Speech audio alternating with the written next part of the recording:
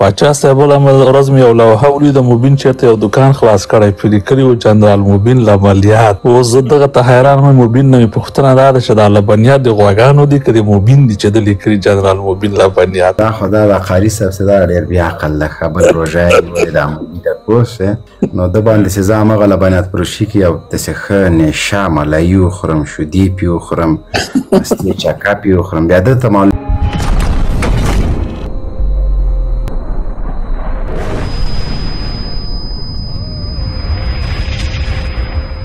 موبین صاحب جواب ورکړه اور او اوبه سره یو ځای استئ موبین صاحب دا شودې مستې لبنیات خو د غواګانو وي دا موبین ولې ځان پسې تړل. دا خو دا د قاري صاحب چې دا ډېر بې عقل ده خبر روژه یې نیولې دا موبین ته پوه شوې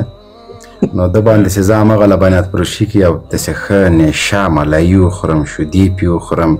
مستې چکه پې وخورم بیا ده ته معلومېږي چې دا لبنیات اوس د ما دي که د غواګانو دي. د خو لبنیات فروشي به د لیکلي تا خو لیکلي جنرال موبین لبنیات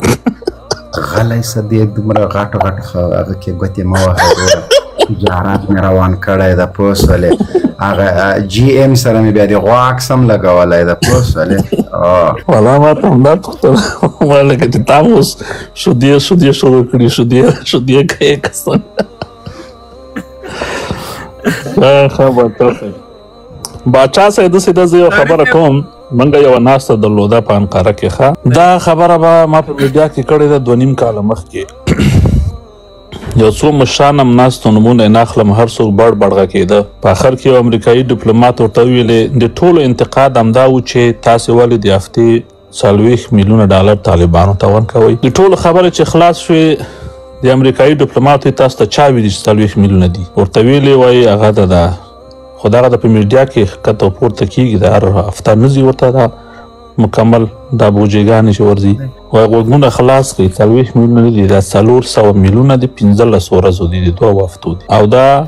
200 میلیونه د طالبانو دي او 200 میلیونه د ټي ټي پي دي دا چې طالبان بیرته ټي ټي پي ته 100 میلیونه ورکوي که 50 ورکوي که 200 ورکوي خو هغه لکه د جهاد په وخت کې د شورویانو په مقابل کې چې ډالر به راتله اسلام آباد ته بیا که اسلام آباد مجاهدینو ته 10 ورکولې که 0 ورکولې خو د هغو له خوا نه پکیج معلوم و آخري خبره دا وکړه چې دغه 400 میلیونه چې په هر 15 ورځو کې ورکول کیږي د امریکا دا فیصله ده چې کوزه پښتونخوا به د طالبانو په لاس سقوط کوي نو ګورئ دې کې د موږ او تاسو د افغانانو د پښتنو زه پکې خیر ځکه نه وینم د ما خپل نظر د ملګرو سره زه پوهېږم د ټول ملګري چې راغلي دي همدغه یو جهاد د جذبې خبرې کوي او د سقوط خبرې کوي او هله د لوی افغانستان خبرې اول شی خو باید دا وي که نه کوزه پښتونخوا خو سقوط کوي دې که شک نسته ده که یو ذره شک نسته په دې باندې میلیاردونو سرمایه ګزاري کوي او 6 میاشتې مخکې سیګار دا راپور ورکړه د هغه ډیپلومات په تایید باندې چې موږ ته 2.5 کاله مخکې ویلي 6 میاشتې مخکې دا راپور ورکړه چې امریکا تر اوسه پورې 18.3 میلیارده ډالر طالبانو ته رسولي دي در حال چې طالبان وایي موږ امریکا ته ماتې ورکړې ده او امریکا هم پسې اخیستې ده او د امریکا سره د دښمنۍ اعلان کوي او هماغه دښمن امریکا چې خپله ماتې دوی ورته ماتې مې ورکړې او هغه بیا هم دلته 18 میلیارده ورکوي دلته اوس یو سوال ده چې دا 18 میلیارده تاسو ته ولې درکوي دا خو 7 میاشتې مخکې د سیګار راپور اوس خو به کیدای شي 20 میلیارده نه هم اوښتي اول کار خو به دا اوسي چې کوزه پښتونخوا د طالبانو په لاس سقوط اوسي اوس په افغانستان کې د مکتبونه د کوزې پښتونخوا نه به ستا ټول ډاکټران انجینران تجاران سرمایهداران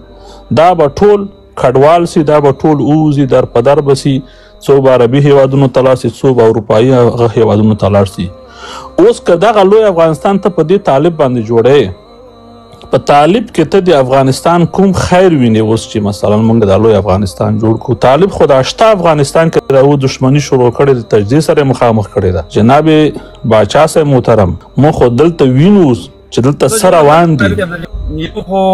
د پښتونخوا خبره قسم دا حالت پکې د روزانه پکې غمونه دي او دنې دي پکې اوس ته خبرې په سعودي عرب کې تقریبا 15 لکه پښتانه دا تقریبا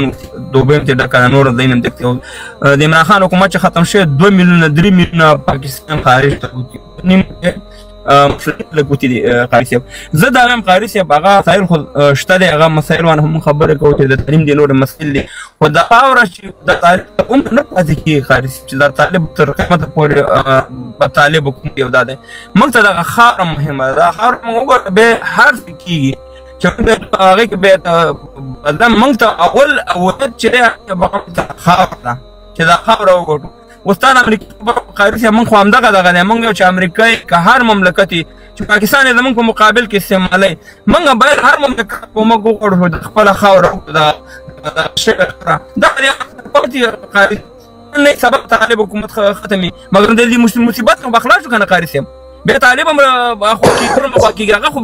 خو بیا امکان لري قاري صاحب خو نه چې تر عمره پورې په چوکۍ ناست یو دغه مهم چې دی اولاد چې دی د خاورې ګټل دي. وروره وخت چې تا په خپله خاوره کې تر اوسه په افغانستان کې ته تر اوسه کړه غالبا که دا بل ورور وکړله چې هلته مثلا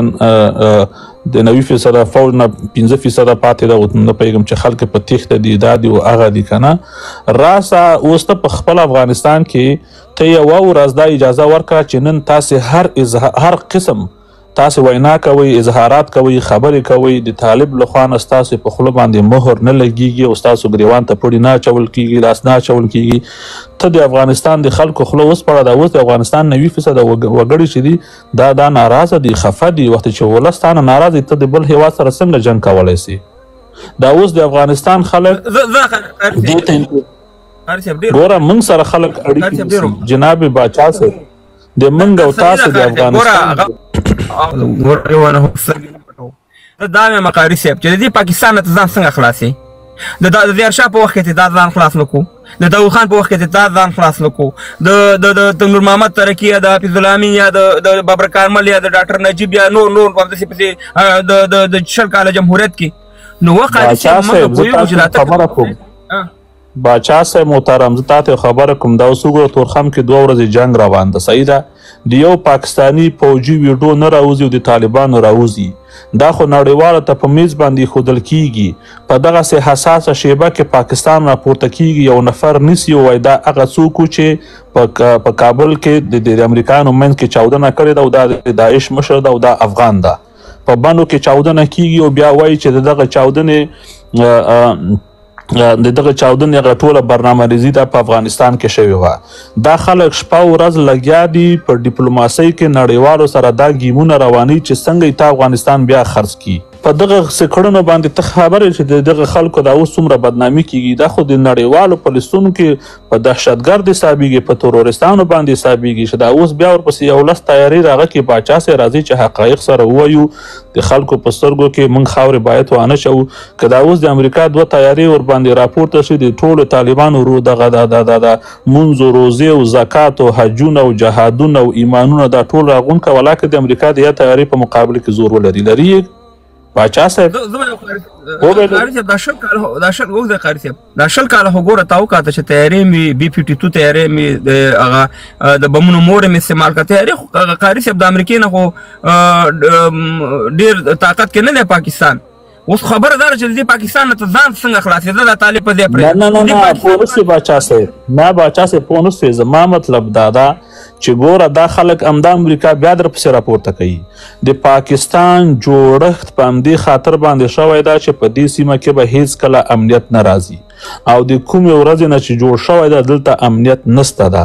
د پاکستان انکم او بزنس او تجارت دا ده چې څنګه کولی شي د جنگ میدان په دغه سیمه کې ګرم وساتي. ګوره چې جنگ نه وي د پاکستان بل انکم شته، په دې خو باچا صاحب ته پوهېږي. اوس تیر ځلې طالبان په 4 یا 15 میلیارده ډالر باندې خرڅ کړل، اوس معامله روانه ده، دا خلک خرڅېږي. د دې خلکو هغه اګریمنټ چې کوم کړی و هغه په پوره کېدو باندې ده. دا اوس د موږ تاسې د افغانانو د تباهۍ او بربادۍ تجارت روان ده باچا صاحب. ته خو دا وایي چې د داود خان په وخت کې مو نه کړ، د ظاهر خان په وخت کې مو نه شو کولی، موږ به د کوزه پښتونخوا څنګه خپلوو. زه په دې باندې ډارېږم چې خدای ناخواسته دغه اوس چې دغه نیم افغانستان د په لاس کې ده چې دا ته ورته آزاد افغانستان وایي. دا د خطرې سره مخامخ ده. ته پوهېږې تا په خپل هیواد کې ستا هزارهګان ورونه تا نه خفه دي، ستا تاجکان ورونه دي تا نه خفه دي، تا ازبکان ورونه دي تا نه خفه دي، ستا پشهي ورونه دي تا نه خفه دي، دا ټول خلک په فرار ته تللي دي. نو اوس موږ څنګه کولی شو په داخل کې اول د خپل وګړي د خپل نور اقوام ورونه پخلا کړو؟ ته مشر یې، ته سپین ږیری یې، ته غټ یې، دا ټول په خلا کې اول دا ټول ته یو ولس کې چې د ټولو په وینه او په رګ او په هډوکي کې د افغانستان عشق او مینه ورته زریق کې، او پس له هغه نه بیا د هغه پورې غاړې هم ورته د همدغسې محبت تزریق کې بیا ورته راځه چې اوس پې ورځو بسم الله الله به ته دا نن غږ وکړه ولاکه د افغانستان نه زه فکر نه کوم که 1000 نفر هم درسره ودرېږي، ځکه نه درېږي چې هغه خپل اولاد ته سکاره نه لري، جنګ ته ولې ووځي؟ هغه خپل اولاد ته ډوډۍ نه لري، هغه جنګ ته ولې ووځي؟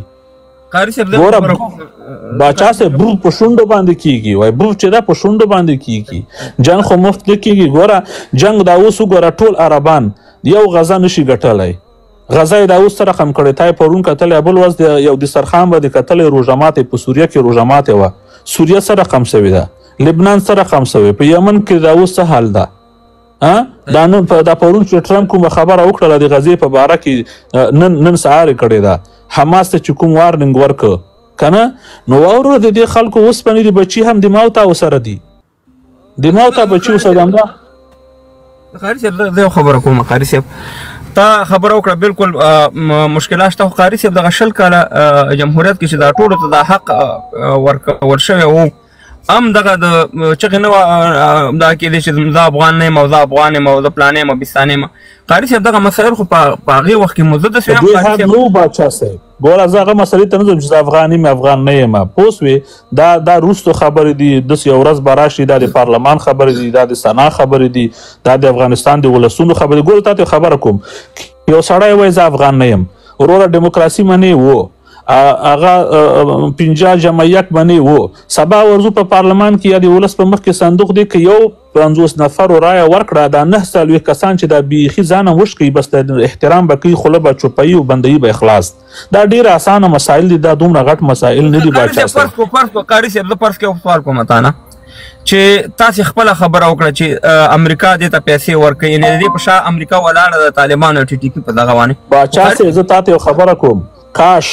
کاش کوزه پښتونخوا چې